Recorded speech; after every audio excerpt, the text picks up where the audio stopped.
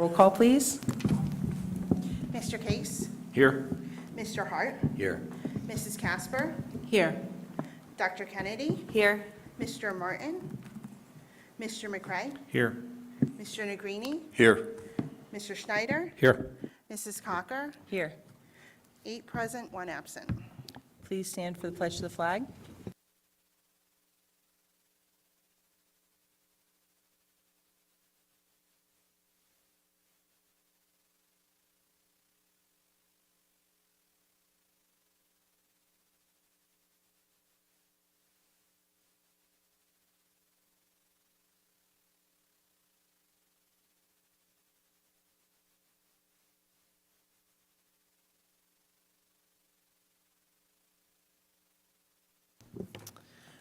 First item tonight, we have communications on our graduates. We have Dr. Daniel Weber and Dr. Matthew Campbell.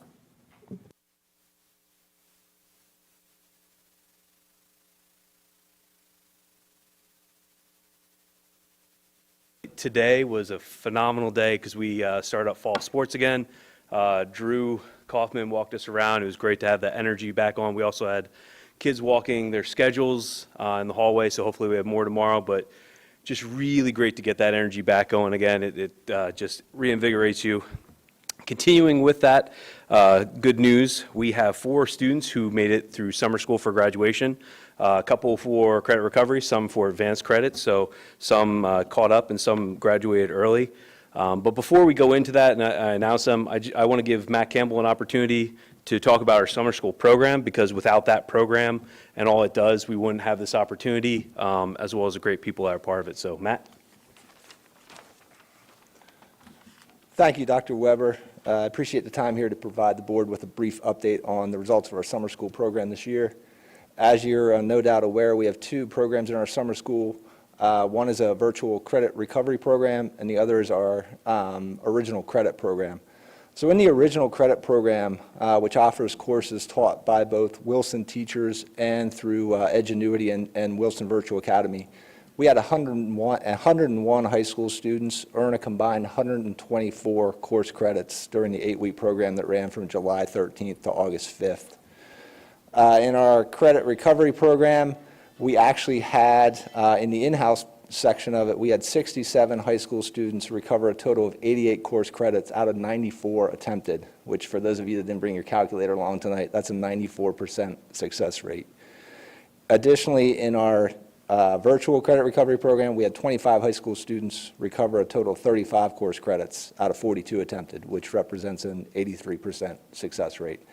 To the best of my knowledge, that 94% and 83% success rates are the highest in the summer school credit recovery programs in their present form, and at least for as long as I've been overseeing that program. So I'd like to publicly express my thanks to our summer school teachers and our tutors for their efforts to support those students this summer in the many courses that they took, and thank you to the board for your continued support of our summer school program. Lastly, and perhaps most importantly, I believe 2 of our summer school students are here this evening, and through their hard work and commitment this summer, they have now earned themselves the distinction of being recognized as graduates of Wilson High School's class of 2022. So I'd like to turn it back over to Dr. Weber to introduce those students and have him acknowledge their accomplishments. All right, so I want to name all 4. The 2 that are here, they're going to come up with me. So Aiden Diarmas, come on up. I like that. Very nice. Very nice. Connor Fitzgerald.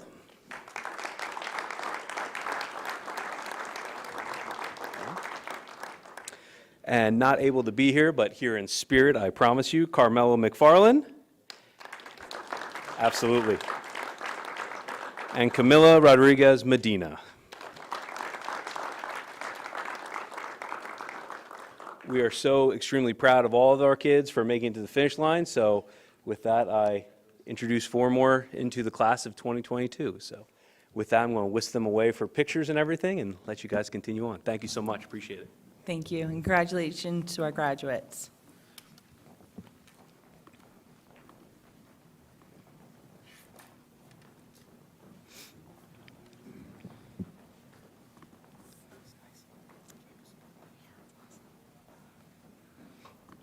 This evening, we have no public participation on agenda items.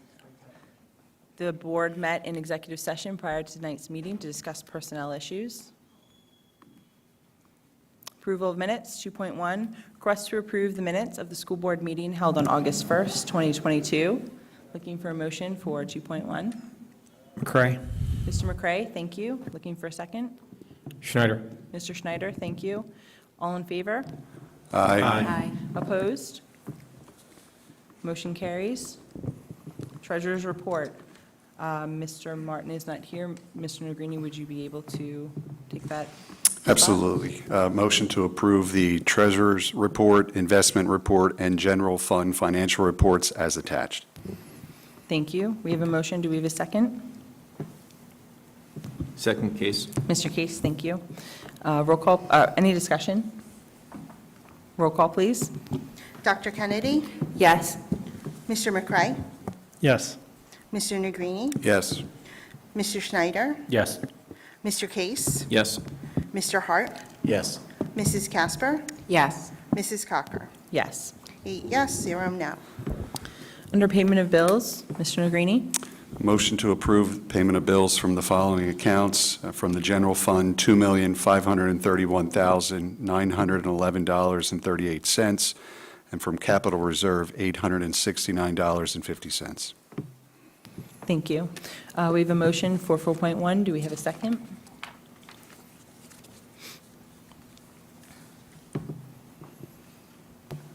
Mr. Hart, thank you. Any comments? Okay, roll call, please. Mr. Hart? Yes. Mrs. Casper? Yes. Dr. Kennedy? Yes. Mr. McCray? Yes. Mr. Negrini? Yes. Mr. Schneider? Yes. Mr. Case? Abstain. Mrs. Cocker? Yes. We have 7 yes, 1 abstain. Financial reports, Mr. Negrini? Motion to approve the following financial reports for the month of July: the cafeteria, child care, and the activity accounts from Southern, West, and the senior high school as attached. Thank you. We have a motion for 5.1. Do we have a second? McCray. Mr. McCray, thank you. Any discussion? Roll call, please. Mr. Case? Yes. Mr. Hart? Yes. Mrs. Casper? Yes. Dr. Kennedy? Yes. Mr. McCray? Yes. Mr. Negrini? Yes. Mr. Schneider? Yes. Mrs. Cocker? Yes. 8 yes, 0 no. Superintendent's report, Dr. Trickett. Thank you, President Cocker. I have the privilege tonight to present the superintendent's report, inclusive of personnel and program recommendations. First and foremost, item 6.1, the approval of the 2022-2003 strategic plan / superintendent goals. Really excited to bring them forth today for your consideration. As you know, last meeting, we spent some time working through them, the reasoning behind them, and how they align with our vision. Our team, our educators, our community, including our PTO folks who met with us today, we're really starting to gain some energy behind these goals. So looking forward to partnering with you and the community to achieve these goals, and looking forward to coming back a few times throughout the school year to provide updates and any potential shifts in direction based on additional information that we receive. Also in this report, again, this is the time of year, trying to prepare for the start of our school year. As Dr. Weber eloquently stated, the energy is back. So we've run summer programs, again, as Mr. Campbell outlined, all summer. However, when the kids come back to school for band camp and for sports practices, you really feel it. Parents are here. The confusion starts a little bit. Where do I go? Where do I park? How do I get there? Especially with our ninth graders on our campus here at the high school. But again, it just brings that energy. And then throughout our halls throughout the day, kids walking their schedules being released in our secondary environment, a very sometimes anxious day, but always an exciting time for our kids to kind of figure out where their friend groups are and hopefully potentially how they're going to meet some new friends, especially in some of those common areas like the cafeteria. So an exciting day, 8 days for those of you that are counting down until the kickoff. So we're almost there. And I know our parents are just as excited as I am to get that school year started. Kids, I'm not so sure yet, but we'll get them there. So quite a few new hires as well, some support staff members. I want to point out Linda Vicari. All of us know Linda, who've worked in the organization or served the organization. We're really excited to bring her back as a substitute and just thankful for her willingness to help us get the school year started and hopefully continue to help us as the year progresses. Also under professional hires, we have 3 of our 4 professional hires here with us today. So if you don't mind standing so we can embarrass you and welcome you properly, Connor, Mitchell, and Christine, it's great to see you. Welcome. Some of you welcome home. Some of you welcome to our family. So we're looking forward to meeting you and greeting you officially on Wednesday, correct? Hopefully you got that memo. You're here Wednesday, right here. All right, that concludes my report.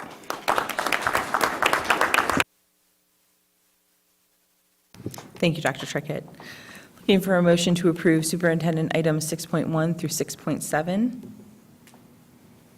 Schneider, so moved. Mr. Schneider, thank you. Do we have a second? Casper. Mrs. Casper, thank you. Any discussion?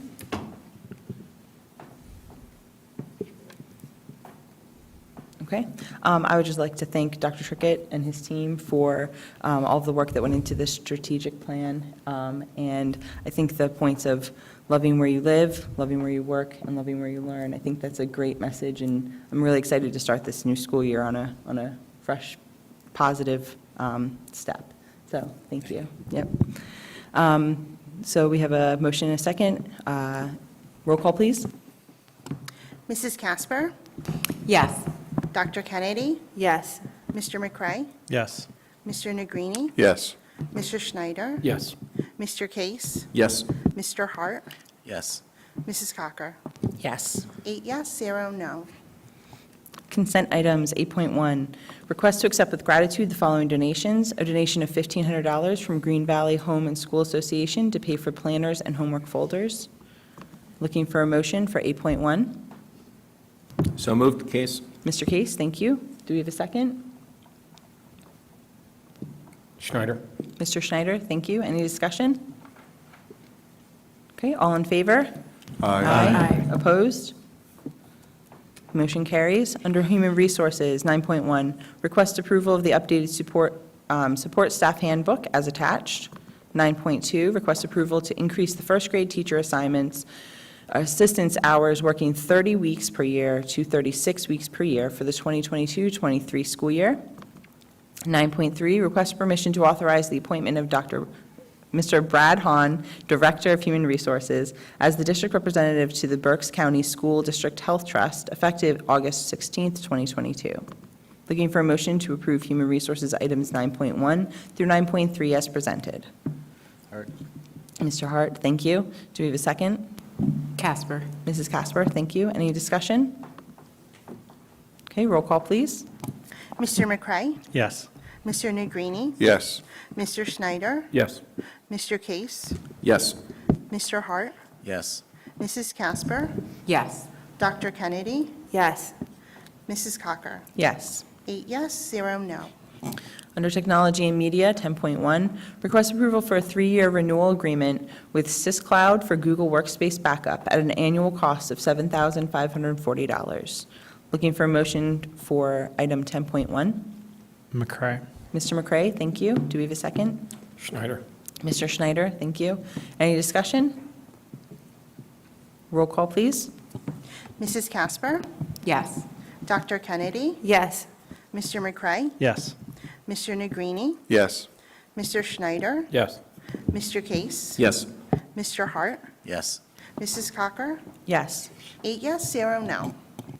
Under Operations, 11.1, request approval to contract with Sports Field Specialties for safety netting at the Wilson High School MAC Field in the amount of $42,762. Looking for a motion for 11.1.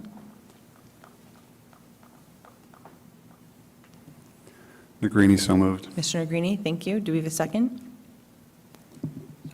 Mr. Hart, thank you. Any discussion? Roll call, oh, Just a couple of yes. questions on this. It seems a little expensive for a net to protect the school from lacrosse balls and what else is coming through. You know, I was talking with Mr. Simcox today to kind of walk through it, and my understanding is the netting for this is on both sides of the field, that I'm not sure why we need netting on two sides where we could probably, or I don't know if there was a potential of looking at this for just half of it, that maybe we can go back and try and figure out,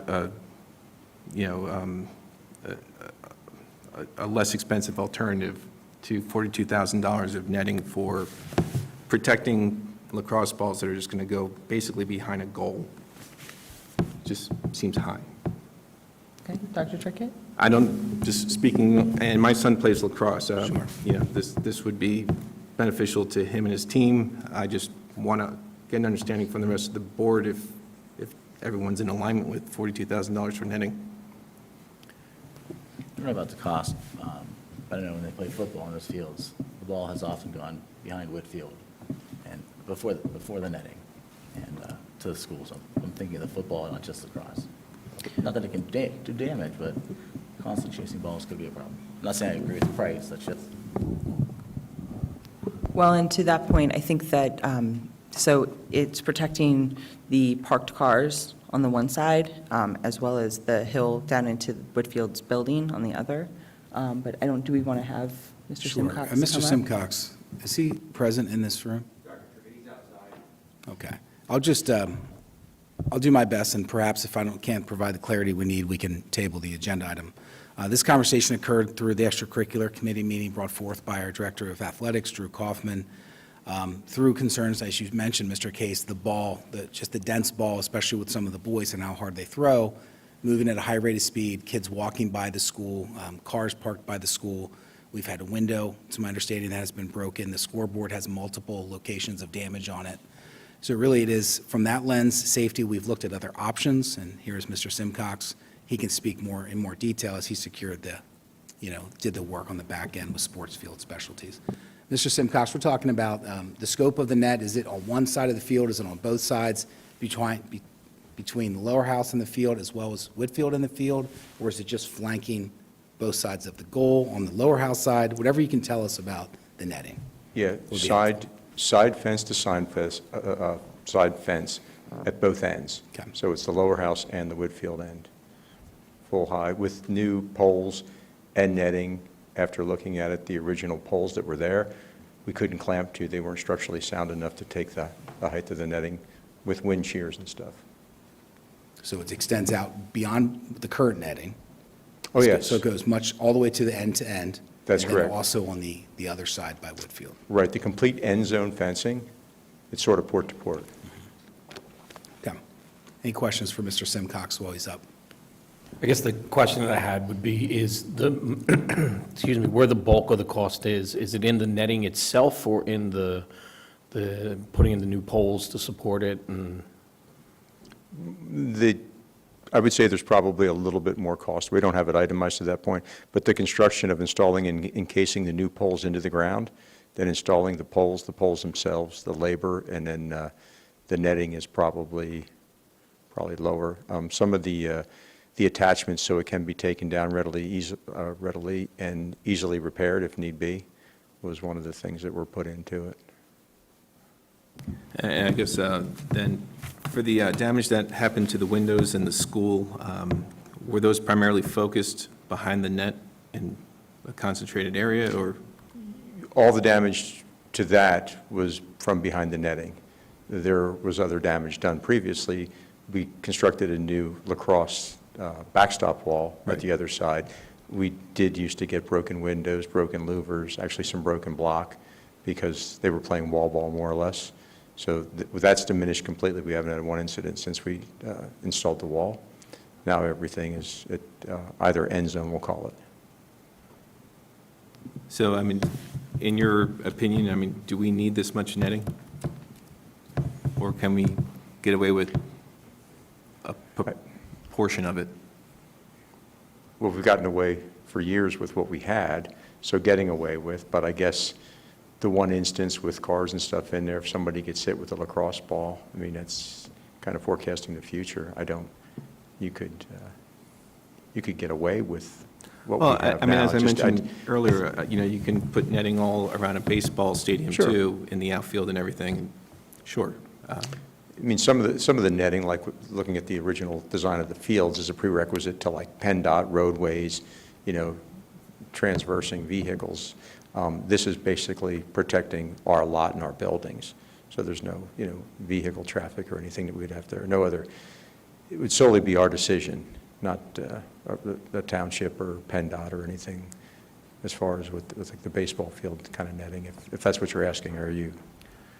I mean, It was more about the damage to the building and the cars. And primarily, if we're protecting from lacrosse, I would imagine field hockey, the ball's not going over the fence. Soccer ball. Soccer balls aren't quite as damaging as field hockey or Sure. lacrosse balls. So when I say lacrosse balls, it was brought up at extracurricular. That's where this whole thing came from.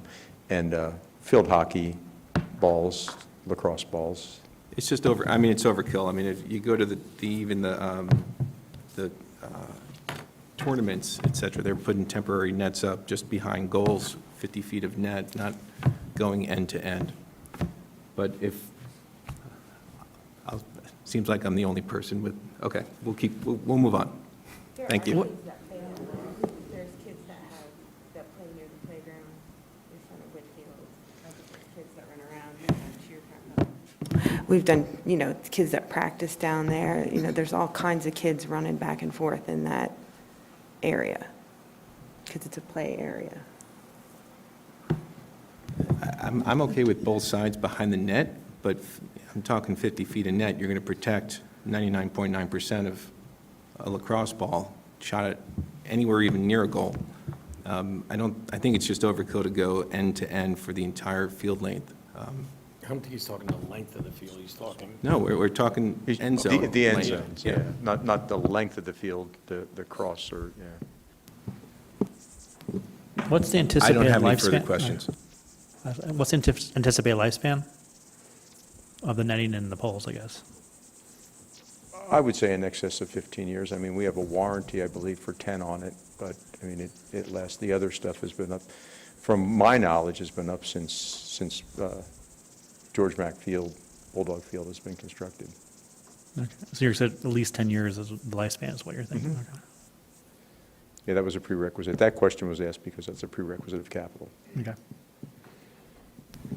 Right, and the original issue brought from extracurricular was a safety issue and a possible property damage issue with vehicles being relatively close to that field. So that was the original starting point. I know it's under operations, but Yeah, I kind of inherited that, Yeah. just to be honest with you. So it was actually an extracurricular thing that came down through. Ironically, after it was brought up, about 2 weeks later, we had a cross ball go through one of the windows at Lower House. It happens. I mean, it wasn't something that happened every week, but, maybe a couple a year. okay, Yeah, any thanks. more? Thank you, Mr. Simcox. Yeah, and again, I'm not questioning, we have a safety issue behind the nets. Right, no, I That's understand. the only reason I'm, bringing this up, that's all. Thank you. Any further questions? Okay, any further discussion on 11.1? Roll call, please. Dr. Kennedy? Yes. Mr. McCray? Yes. Mr. Negrini? No. Mr. Schneider? No. Mr. Case? No. Mr. Hart? No. Mrs. Casper? Yes. Mrs. Cocker? Yes. 4 yes, 4 no. Under Finance, 12.1, request approval of the budget transfers dated June 30th, 2022, as attached. Looking for a motion for 12.1. Negrini, so moved. Mr. Negrini, thank you. Do we have a second? McCray. Mr. McCray, thank you. Any discussion? Roll call, please. Mr. McCray? Yes. Mr. Negrini? Yes. Mr. Schneider? Yes. Mr. Case? Yes. Mr. Hart? Yes. Mrs. Casper? Yes. Dr. Kennedy? Yes. Mrs. Cocker? Yes. 8 yes, 0 no. Under Curriculum and Staff Development, 13.1, request approval of an agreement with the BCIU for Title I services for non-public schools as attached, pending solicitor review and approval. 13.2, request approval of an agreement with the BCIU to provide Title II services to non-public schools as attached, pending solicitor review and approval. 13.3, request to approve an agreement with the BCIU to provide Title IV student support and academic enrichment services to non-public schools as attached, pending solicitor review and approval. Looking for a motion to approve curriculum and staff development items 14.1 through 14.3. Dr. Kennedy, thank you. Looking for a second. Casper. Mrs. Casper, thank you. Any discussion? I'd just like to point out that it says that this is money going from us to non-public schools, but that is part of a legal requirement from the Department of Education. Thank you, Mr. Schneider. Any other discussion? Okay, roll call, please. Mr. Negrini? Yes. Mr. Schneider? Yes. Mr. Case? Yes. Mr. Hart? Yes. Mrs. Casper? Yes. Dr. Kennedy? Yes. Mr. McCray? Yes. Mrs. Cocker? Yes. 8 yes, 0 no. That brings us to our committee reports. BCTC, Mrs. Casper. I have no report for BCTC nor Student Services. Thank you. BCIU, Dr. Kennedy. The BCIO did not meet in July. We meet again on Thursday. The curriculum committee has also not met this summer, and we will meet again when school starts. Okay, thank you. Berks EIT, Mrs. Schlossman? Thank you. Extracurricular Committee, I would just like to reflect what Dr. Weber, what Dr. Weber said about this morning's opening day walkthrough. We were able to greet all of the athletic teams that were working today. I know obviously they've been working throughout the summer, but today was the first official practice, and it was great. I personally, I think we talked to cross-country, water polo, the trainers for the sports, which I thank them greatly for keeping everyone healthy, volleyball, tennis, football, field hockey, and both girls and boys soccer. And out of all of the activities that the students were doing, my least likely to participate in was the cross-country group that ran for 45 minutes. Usually I think cross-country focuses on distance, but this time they just worked on time. Good for them. I think that's great. They were all in excellent shape. Some of them didn't even look winded. I don't know how that's possible. So just congratulations to all the students who are started today, and I hope they all have a great season. Facilities Committee, Mr. Case. Thank you. We met on August 9th and discussed quite a few items. First one was basically looking at event management software. Basically, the school is looking for software to schedule fields, gyms, rooms, auditoriums, classroom spaces, outdoor spaces, conference rooms, and resources. There's a lot that goes into trying to plan as large as the school district that we have. There's software packages out there that have centralized billing, hierarchy of approvals. So we're looking at a software package and probably will be on the agenda in the next board meeting or two. I guess we're using it now, and there'll be, are we upping it, or we're currently using it? We're currently using a version of it owned by the same company, but we're recommending to consider shifting to their updated platform. Yes, thank you for the clarification. Another big topic came up was re-engaging with Crabtree with regard to the school and the auditorium, the next projects for our school. One of the things that came up with the auditorium was basically relooking at some different options. If everyone remembers, we borrowed $45 million. We have $42 million left of that budget. And we want to put a price tag of any kind of auditorium update if we're going to go that direction at $22 million. And so we have $20 million for other projects going forward. That's just kind of the round numbers at the moment. There's some options on the table with regards to the auditorium. Do we fully renovate, relocate the stage? Do we want to increase seating capacity? Or do we demolish the auditorium and build a new one? Or do we build a new auditorium next to the old and consider a black box? So all those options are potentially on the table within that budget. And the considerations, we really want to get to ideally 1,200 seating capacity. That would be ideal, but we don't want to have anything less than 1,150. One of the requirements would be the band, the chorus, and the orchestra all have their separate practice space. And then, again, spending no more than $22 million. Also then have an orchestra pit. So one of the things that we want to do is before any pencils hit the paper, we kind of want to get a small group with facilities and administrators in Crabtree and just kind of walk through the auditorium and kind of explore options with regard to the ceiling space, what's next to the auditorium, before we start going down the path of, getting, again, pencils to paper. So that should all be happening in the next couple of weeks, and there'll be more to come to pitch to the board. So with some of the things that are not in scope, connecting the schools, centralized offices, and no updated cafeterias. There was quite a bit of discussion with regard to seniors not using the cafeteria spaces at all. We have higher seniors and juniors participating in internships and not using the cafeterias as much. So we may not need to have one big, large cafeteria. So some things are changing, and with regard to not connecting the schools, Rob Johnson has been quite involved in those discussions. along with, other security experts and Stephen Powell of the Spring Township Police Department, and also Chris Stouch, who's the Lower Heidelberg Chief. So those conversations are happening. If there is anything with not connecting the schools from a safety concern, there are other ways to address those concerns with regard to having staffing at the doors if they are open. So some other ideas are being explored, so we can cut the budget down on that large project that we were talking about earlier. Let's see, with, the other things, a couple of things that came up with the press box that we talked about last time, that's about wrapping up. There were some issues and challenges with suppliers, with Windows. So Mr. Simcox is looking at some different things with Windows. Talked about the natatorium scoreboard.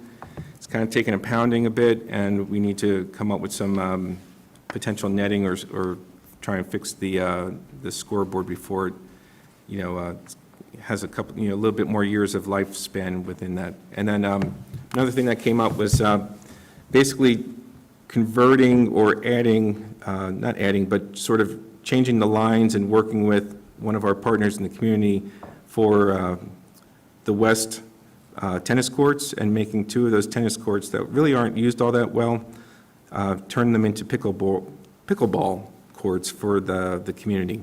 Pickleball is becoming a great thing. There's a lot of community members that are asking for pickleball courts, and if you go to West Reading, they're and Wyomissing, they're heavily used.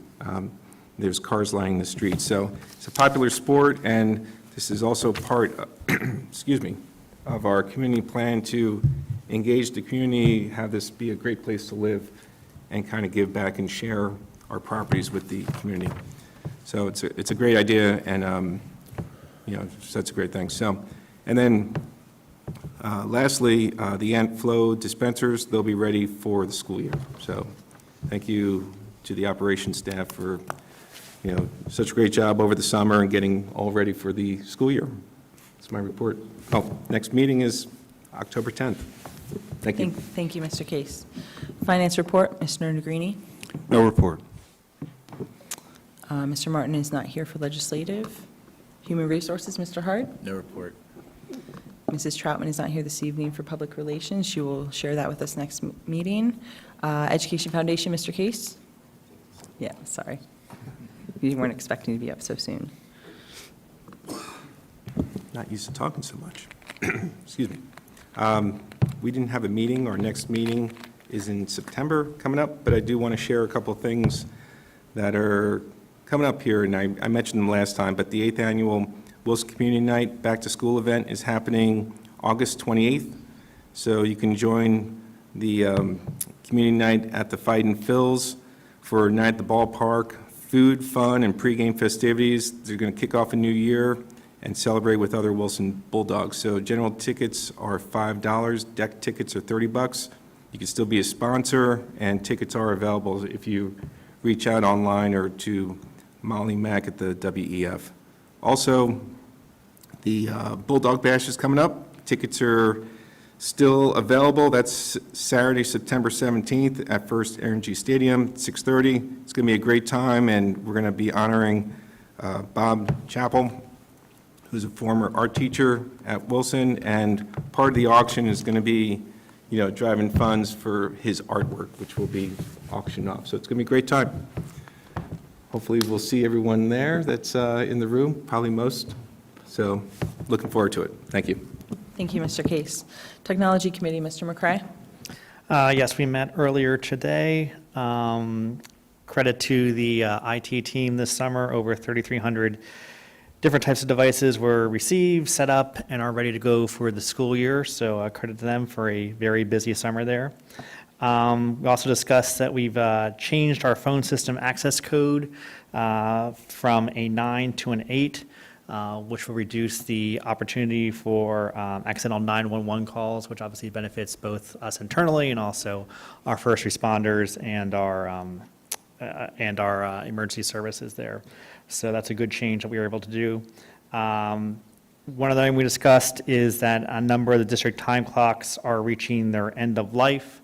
So we'll begin a process to replace some of those devices beginning this year and probably into the following years as they reach the end of their lifespan. Thanks.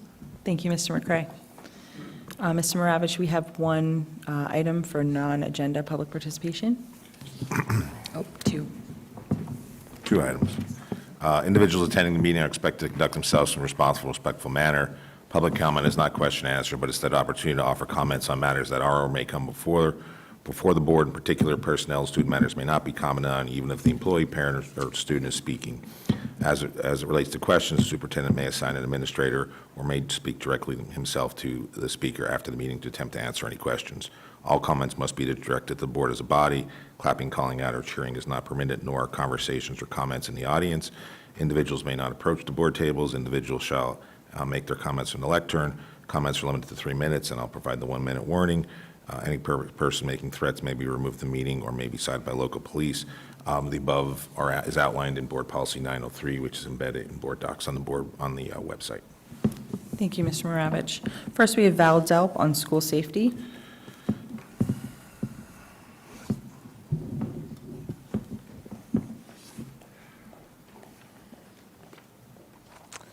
Good evening. I wanted to thank the administration and the board for the work you put into developing this year's goals, and I am glad to see that safety and security is a priority. However, I do agree with a statement made last meeting about not only celebrating those students who model good behaviors, but also creating a better system of discipline and consequences for those who consistently break the rules. In my opinion, this should also be a focus of the action steps under the safety and security objective. Hopefully you all had an opportunity to review the safety plan that Mr. Stoneha sent all of you for some ideas on how to do this. In my experience working as a teacher in early childhood education, I primarily worked with 3- and 4-year-olds, which can be very interesting at times. We had a variety of positive reward systems in place, and that was really great for the kids who were naturally inclined to follow the rules and thrived on praise. They loved it and they felt appreciated, and that made us happy. But what I found was that the kids who acted out generally only cared about the positive reward systems initially. They tried it first, but when they missed a reward or two, they became discouraged and maybe no longer tried as hard. So we often had to come up with a system of consequence in addition. They were always still given the opportunity to earn the same rewards, but they also had to learn that there were consequences for not meeting behavioral expectations. I think there needs to be a good balance of rewarding good behaviors and disciplining the bad behaviors. I know we don't want any child to feel bad, but if their actions are consistently interrupting the education of the other students in the classroom, then no one is benefiting from the instruction. And if our primary objective is to educate, prepare our youth for adulthood, but our teachers aren't able to provide that regular instruction, then we're failing our kids by not addressing those issues. 1 minute. Also, if we neglect enforcing appropriate consequences to negative behaviors, I believe we're failing to prepare our students for real-world adult situations, such as understanding that an employer will likely terminate an employee if they continue to not meet the expectations agreed upon to support the company's objectives, and understanding that an employer may also reward an employee for exceeding expectations through things like bonuses or promotions. So I would just request that the administration really evaluate the district's discipline policies and determine how we consistently and effectively handle the disciplinary issues. Thank you for your time. Thank you for your comments. Dwight Wegman, voter registration event at senior high school.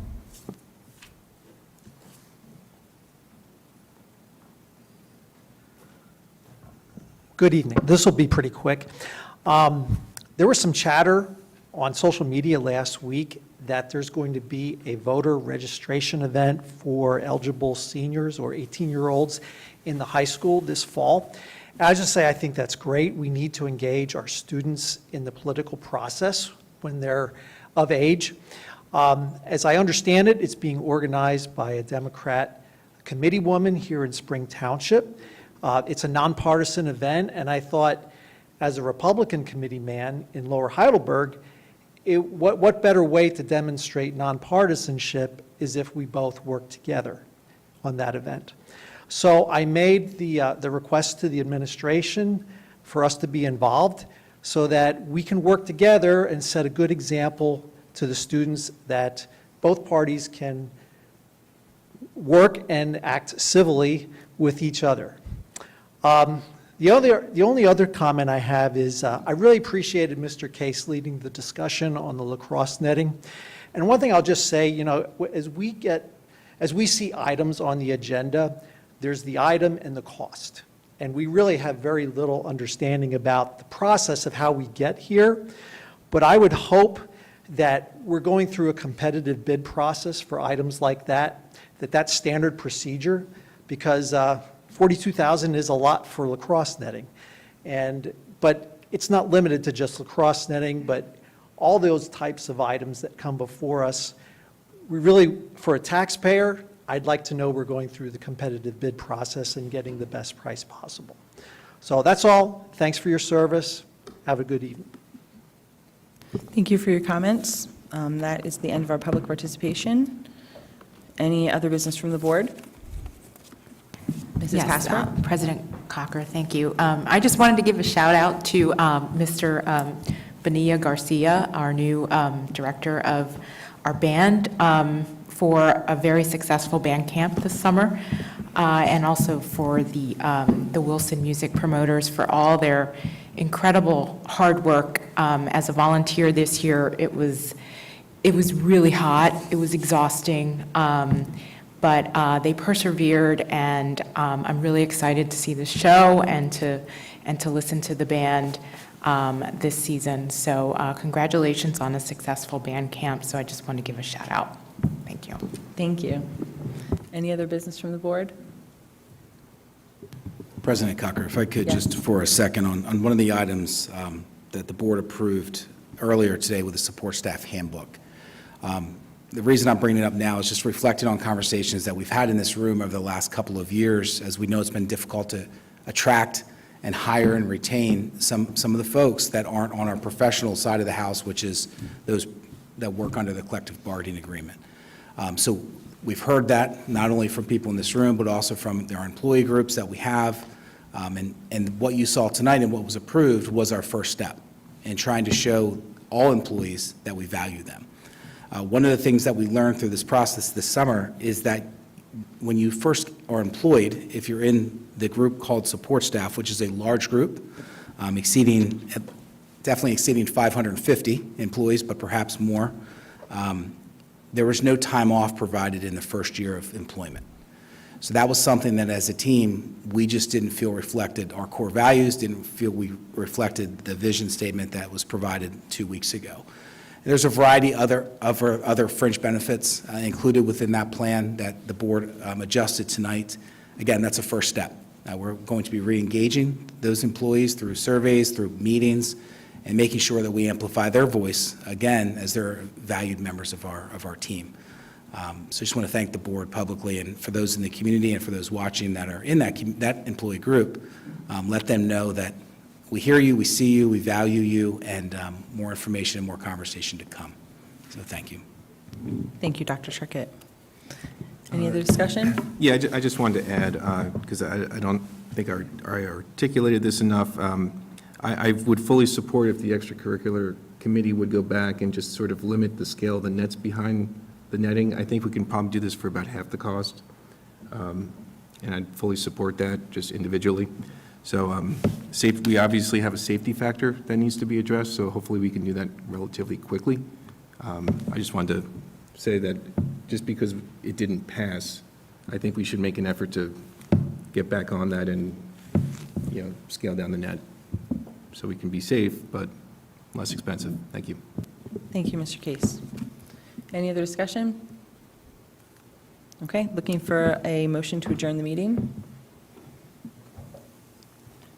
McCray. Mr. McCray, thank you. Second, meeting adjourned.